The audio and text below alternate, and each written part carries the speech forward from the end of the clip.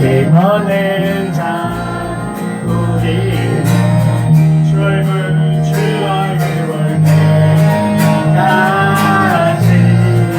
힘을 얻어 하니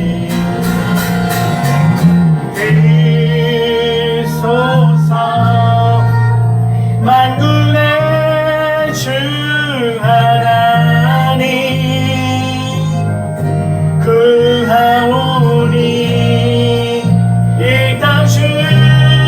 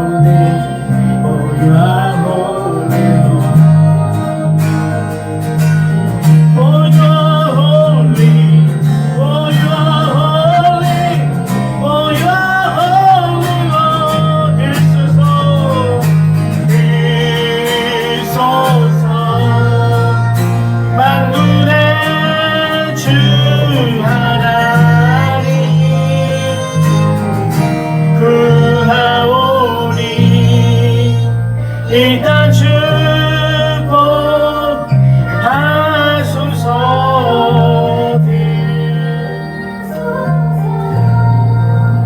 만군의 주 하나님 구하오니 일단 축복하소서.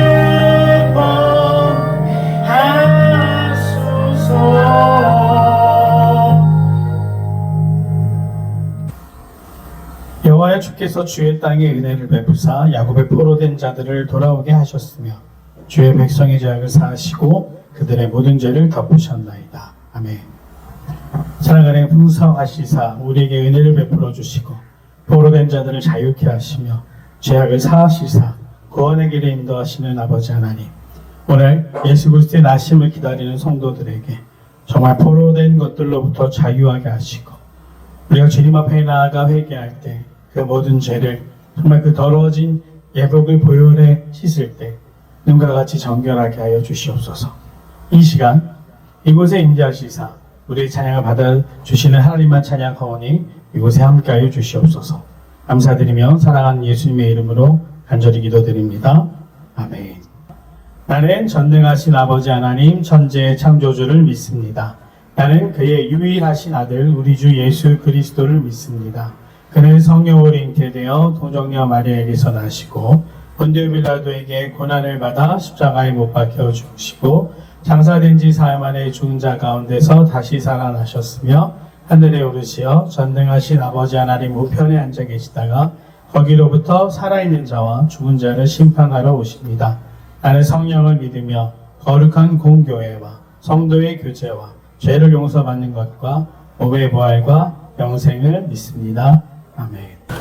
네, 예수님의 탄생 세 번째 시간 가장 낮은 곳으로 우리 말씀 나누도록 하겠습니다. 오늘 아침에 이 가족들을 태우기 위해서 교회 먼저 왔다가 다시 돌아가서 이제 아파트 입구에 들어서는데 저와 함께 한 차가 들어갔습니다. 바로 119 구급차였어요. 사이렌 울리면서 응급한 환자가 있는지 들어가는 모습을 보면서 참 여러 가지 생각이 들었습니다. 오늘 아침 좀 쌀쌀했습니다. 그런데 하늘은 너무나 맑고 참 좋은 초겨울 날 같다. 교회 가기 좋은 날이다. 그런 생각을 했습니다. 그런데 누군가의 집에는 지금 급하게 환자를 구급차에 태워서 가야 되는 아침이 되었습니다. 가족 곁을 두려움으로 지켜야 되는 순간이라는 것입니다. 그래서 스스로 잠깐 그런 생각을 했습니다. 항상 예배드릴 수 있는 기회가 있는 것은 아니다. 오늘 내가 하나님께 예배드릴 수 있음이 참 감사하다는 생각을 했습니다. 모든 순간 우리에게 어쩌면 당연하게 여겨지는 것들이 당연한 것이 아닐 수도 있다는 생각. 그렇게 생각하게 될 때 우리는 겸손하게 됩니다. 하나님 앞에서 겸손하게 이 땅에 겸손의 모범을 보이신 예수 그리스도를 높일 수 있는 귀한 날 되기를 간절히 소망합니다. 예수님을 겸손의 왕이라고 합니다. 왜 겸손의 왕이라고 할까요? 세상의 대부분의 모든 종교들은 인간이나 어떤 특별한 존재가 깨달음을 얻어 신이 된다고 말합니다. 간혹 신화 속의 신들이 인간의 모습으로 땅에 오는 게 기독교에만 있는 게 아니라 타 종교에도 그런 모습이 있지만 그때는 한 가지 목적입니다. 인간을 멸망시키기 위해서 오거나 아니면 인간 중에 아름다운 여인이나 상대를 자신의 것으로 취하게 합니다. 특별히 그리스 신화 속의 존재들이, 힌두교 신화 속의 존재들이 그렇죠. 그 어떤 종교도 신이 자기가 만든 인간의 형상에 갇히려고 이 땅에 오는 경우는 없습니다. 오직 기독교에만 그러한 이야기가 적혀져 있고 우리가 그것을 복음이라고 합니다. 내가 정말 높은 곳에 있는데 낮아지는 일이 쉬울까요? 미국의 예능의 한 프로그램 중에 전에도 한번 이야기한 것 같습니다. 회장이나 사장, 그 회사의 대표가 직원인 척 근무를 하면서 직원들의 고충과 애환을 듣는 프로그램이 있었다. 그러면 그 직원들이 별의별 이야기를 다 합니다. 같이 일하는 그 신입 직원이, 아르바이트생이 차마 이 회사의 대표라는 생각을 못하고 할 말 못할 말을 다 하고 우리 회사는 이게 문제다. 우리 사장은 이런 부분이 좋은데 이런 부분은 또 아쉽다. 이런 얘기들을 서슴지 않고 합니다. 왜죠? 그 사람이 누군지 모르니까. 그러면 그 쇼의 말미에 자신의 정체를 밝히고 이 사람이 자기에게 했던 말들을 경영에 반영하겠다. 또 그 사람이 개인적으로 말했던 고충을 마치 소원을 들어주는 것처럼 아름다운 마무리라는 프로그램이 있었습니다. 언더커버 보스인가 하는 제목이었는데 아마 우리나라에도 비슷한 컨셉을 한번 시도해보려고 했던 적이 있었던 것 같습니다. 높은 사람이 낮아진다라는 거 방금에 보여진 쇼처럼 일시적으로 가능할지 모르겠지만 한 사람으로 오셔서 성장과 죽음을 맞이하게 된다? 그것은 쉬운 일이 결코 아니죠. 그래서 예수님을 겸손의 왕이라고 하는 겁니다. 왜 인간의 모습으로 오셨는가? 왜 그렇게 해야 되죠? 모든 것을 초월한 존재가 한마디로 요새 청년들이나 젊은이들 표현으로 만내린 사람이 누군가를 너 힘들지? 내가 널 도와줄까? 라고 말하는 것은 정말 쉬운 일입니다. 그런데 그 고통을 공감하고 있습니까? 아닙니다. 처음부터 뛰어났던 존재, 초월적인 존재들은 그 고통을 공감할 수가 없습니다. 공감하기 위해서 무엇이 필요합니까? 그것이 어떻게 어려운 일인지 알아야 됩니다. 아이들이 공부를 합니다. 부모님들이 흔히 하는 잔소리가 있죠. 열심히 해라. 좀 최선을 다해봐라. 그런데 저는 가끔 그런 생각을 합니다. 저희 아이들한테 그런 잔소리를 하면서 내가 내 나이 때 16살의 이현철보다 내 자녀들이 훨씬 잘하고 있는데 9살의 이현철보다 11살의 이현철보다 내 자녀들이 더 잘하고 있는데 나는 왜 더 잘하고 말할 자격이 있는가? 그 아이들이 지금 격하게 끄덕거리는 사람이 있는데 그 아이들이 그 과정을 겪는 걸 부모는 힘든 줄 압니다. 그리고 그 결과도 알고 있습니다. 그렇기 때문에 공감할 수 있어요. 때때로는 그 공감이 도가 지나쳐서 아이들에게 잔소리처럼 느껴질 수 있겠지만 공감한다라는 건 그런 것입니다. 같이 경험해 본 것입니다. 배고픔을 아는 사람은 배고픈 사람이 얼마나 힘든지 압니다. 얼마 전 성탄에 대한 이야기를 자녀들과 나누다가 마리 앙뚜아네트 이야기를 했어요. 파리 시민혁명이 났을 때 시민들이 베르사유 궁으로 몰려와서 막 외칠 때 마리 앙뚜아네트가 뭐라고 하죠? 그들의 외침을 분명히 들었습니다. 빵을 달라, 우리에게 빵을 달라. 그때 뭐라고 말합니까? 빵이 없으면 비스켓을 먹으면 되지. 배고픔의 고통을 모르니까, 왜 배고픈지를 모르니까 우음은 정말 우답, 현무노답이죠. 반대로. 백성들의 외침 속에 어리석은 대답을 하는 겁니다. 실태를 모르면, 백성들의 삶을 모르면 누구든지 그런 실수를 범하는, 정치인들이 공격받을 때가 있습니다. 왜 그러죠?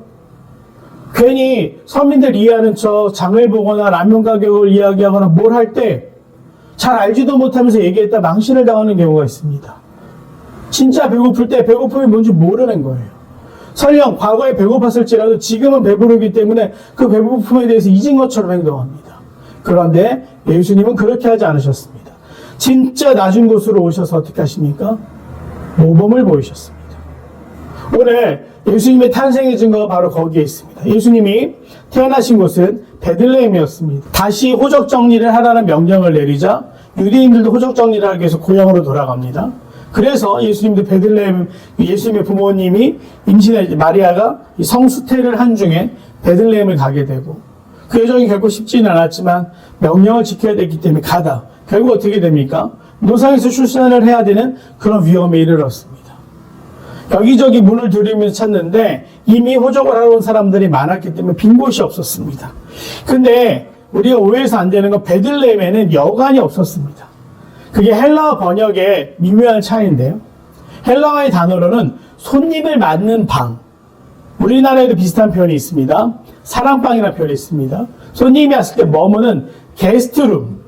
그 게스트룸을 달라는 거였는데 한글로 번역하면서 여관으로 번역이 돼서 베들레헴이 무슨 대단한 도시처럼 보이지만 그곳에는 숙박시설이 없었습니다. 그러니 그 누구든지 찾아가서 좀 유숙하게 해달라고 부탁을 해야 됐습니다. 산기가 다다른 산모가 있는데도 사람들은 모든 방이 가득 차서 방을 내어줄 수 없다고 이야기했죠. 그러던 중에 오늘 어느 곳에 가셨느냐? 말구에 가셨다. 근데 우리가 오해하지 않으면, 오해를 피하기 위해서 우리 사진을 한번 보도록 하겠습니다. 네. 예수님 탄생 기념성당이라고 해서 지금 베들레헴에 가면 저런 성당이 있습니다. 굉장히 유명한 관광지고, 이 베들레헴이 원래 이스라엘 통치하다 95년인가 다시 팔레스타인 지역으로 복속이 되었다. 하여튼 들어가기가 삼엄하고 어렵다고 합니다. 직접 가보지는 않았지만 베들레헴에 가면 저런 기념성당이 있습니다. 다음 장면 한번 보여주시겠습니다. 내부는 이렇게 되어 있어요. 그런데 내부는 이렇게 되어 있습니다. 동굴 같은 곳에 저렇게 아기 예수님 태어나신 걸 화려하게 꾸며놨죠. 그런데 오해하면 안 되는 게 2000년 전 그날 그 밤에 예수님이 태어나실 때 그 짐승이 머물던 곳갈은 저런 모습이 아니었죠. 다음 장면 보겠습니다. 바로 저 자리가 예수님이 나셨던 자리다 라고 해서 캐톨릭은 기념을 하고 있습니다. 그리고 이스라엘 정부는 저 관광사업으로 많은 돈을 벌어들이고 있지만 우리가 오해하면 안 되는 거. 진짜 예수님은 어느 곳에 나셨는가? 다음 사진을 한번 보도록 하겠습니다. 집이 보이죠? 네, 당시 가옥이 이렇게 생겼습니다. 보시면 동굴 같은 구조로 되어 있지만 1층에 보시면 뭐가 있습니까? 동굴들이 있어요. 그리고 계단으로 올라가면 2층에 생활 공간이 있고 옥상. 이렇게 되어 있는 구조였습니다. 그래서 오늘 저 사람들이 머무는 곳, 지금 화덕도 그어져 있고 반죽을 하고 있는 이쪽은 꽉 찼기 때문에 부득이하게 짐승들이 있는 곳에 요셉과 마리아가 출산을 준비하게 됐고요. 그리고 말구유에 나시지 않았습니다. 왜냐? 당시의 말은 전쟁용 도구이자 오늘날의 탱크 같은 역할입니다. 비싸기도 했고 함부로 서민들이 살 수 없었고요. 심지어 베들레헴은 말이 다니기 어려운 지역입니다. 산에 있습니다. 그럼 어디냐? 가장 현실적으로 추론해 볼 수 있는 게 낙입니다. 낙이. 이스라엘 사람들에게 가장 친근했던 낙이. 그리고 태어난 아기를 누일 곳이 없어서 산모인 엄마가 지쳐있기 때문에 아이를 안을 수 없어 그 구유에 깨끗한 집을 깔고 눕힌 것이죠. 여기 굉장히 큰 의미가 있습니다. 나귀의 구유에 눕혀지셨다. 나귀는 어떤 존재입니까? 이스라엘 사람들이 힘든 일을 대신해주는 존재였어요. 그리고 구유는 어떤 장소죠? 그들이 생명을 얻는 장소, 먹을 것을 먹는 장소예요. 그래서 어떤 신학자들은 생명의 떡으로 오셨다라는 게 이미 태어나신 순간에 상징적으로 표현되었다라고 이야기하기도 합니다. 중요한 것은 만왕의 왕이시고 이 땅이 유일한 구원자 되시는 예수님이 왕궁에 오신 것이 아니라 어디에 오셨다고요? 가장 허름하고 낮은 곳에 오셨다. 그렇게 하신 이유는 뭐라고 했습니까? 겸손하셔서 우리의 고통, 우리의 가난, 아픔, 슬픔, 상실, 실망, 낙심, 이와 같은 우리의 힘듦을 이해하시기 위해 인간의 육신으로 성인이 될 때까지 그 모든 과정을 참으시면서 견뎌내신 것입니다. 사람들은 이래서 죄를 짓는구나. 사람들은 이렇게 힘들어하는구나. 외로움은 무엇이구나. 주님은 다 아셨어요. 그런 주님께서 힘드냐라고 물어보실 때 우리가 그 주님의 질문에 눈물이 나는 이유는 내 아픔을 공감하시는 예수님. 낮은 곳에 오셔서 나를 정말로 이해하시는 예수님이시라는 걸 우리가 인정할 수 있기 때문에 그 말씀이 위로가 되는 것입니다. 예수님은 어느 곳에 오셨습니까? 가장 낮은 곳에 오셨습니다. 그래서 오늘 그 예수님을 맞이하러 나간 사람들은 누굽니까? 목자였습니다. 이 또한 굉장히 중요한 사실인데요. 예수님의 탄생을 증언하는 그룹이 두 그룹이 있죠. 하나는 동방에서 온 박사들. 성경을 자세히 읽으면 3명이라고 표시되어 있지는 않습니다. 동방의 박사들이란 복수형으로 되어 있는데 우리가 왜 3명으로 이해하느냐? 준비된 예물이 3개였기 때문에. 그렇죠. 그 정도 박사라고 불리기도 하고 또 AD 300년 이후, 324년 이후에는 그들을 새 왕으로 지칭하기도 합니다. 근데 그건 약간 신화적으로 예수님의 권위를 높이고자 좀 후대에 첨가된 표현이고요. 동방에서 귀한 사람들 3사람이 와서 헤롯의 왕궁에까지 그냥 불쑥 들어가서 왕이 어디에 나셨느냐 물어볼 정도의 권위와 능력을 가지고 있었던 사람들, 그들이 베들레헴까지 찾아가 누구에게 경배하죠? 예수님을 경배합니다. 예수님은 왕이십니다. 그 권세와 부를 나타내는 황금을 선물하고 가장 귀한 정말 평생의 사람들이 한번 볼까 말까한 향유를 선물하고 또 모략을 준비해서 예수님의 죽음을 순환을 예언하는 그 사람들이 찾아왔습니다. 지체 높은 곳에서도 예수님의 탄생을 축하했고 또 그 다음에 예수님 탄생을 축하한 사람들이 누구였느냐? 오늘 누가복음 2장에 등장하고 있는 목자들입니다. 목자는 당시에 굉장히 천대받던 직업이었습니다. 사람들이 손가락질하던 직업이었습니다. 첫 번째 이유가 있습니다. 왜일까요? 위생적으로 깨끗하지 않습니다. 동물을 돌보려면 들판에서 자고 그들과 함께 됐어요. 두 번째, 이 부분이 가장 이 목자라는 직업이 사람들에게 천대받는 이유였는데 이들은 안식일을 제대로 못 지킵니다. 양이 안식일이라고 해서 똥을 안 싸겠습니까? 밥을 안 먹겠습니까? 그래서 이들은 안식일에도 일한다고 해서 사람들에게 손가락질 받는 존재였습니다. 그래서 예수님 나중에 안식일의 개념을 바꾸시지만 이 목자들은 천대받던 사람들. 그리고 천사의 메시지를 들은 것도 어디서 듣습니까? 그들이 한밤중에 밖에서 양떼를 지키더니 그래도 나름 성실한 사람들입니다. 우리가 사꾼이라는 표현을 굉장히 부정적으로 사용하는데 사꾼은 돈을 받고 양을 돌보는 사람 이야기하죠.